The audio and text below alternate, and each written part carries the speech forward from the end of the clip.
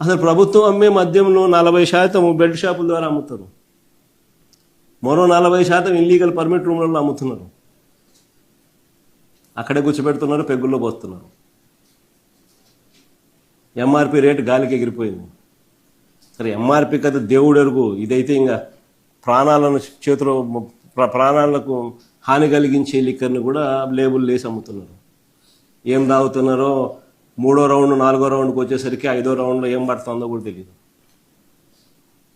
2వ పెగ్గు 3వ పెగ్గుకు 1వ పెగ్గుకు తేడా కనిపిస్తుందేమో, 3వ పెగ్గు 4వ పెగ్గు వచ్చేసరికి తేడా కనపడదు అని నేను అనుకుంటున్నాను. ఎందుకంటే నేను తాగే అలవాటు లేదు కాబట్టి నేను అనుకుంటాను.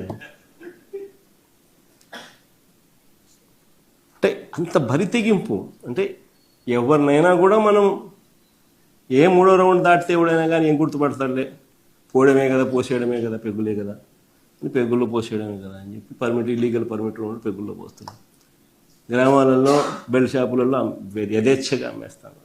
అవును, ఎస్, నేను రాత్రి అయితే మందు తాగుతాను. అది నా వ్యక్తిత్వం, నా వ్యక్తిగతంగా, నా పర్సనల్ మ్యాటర్.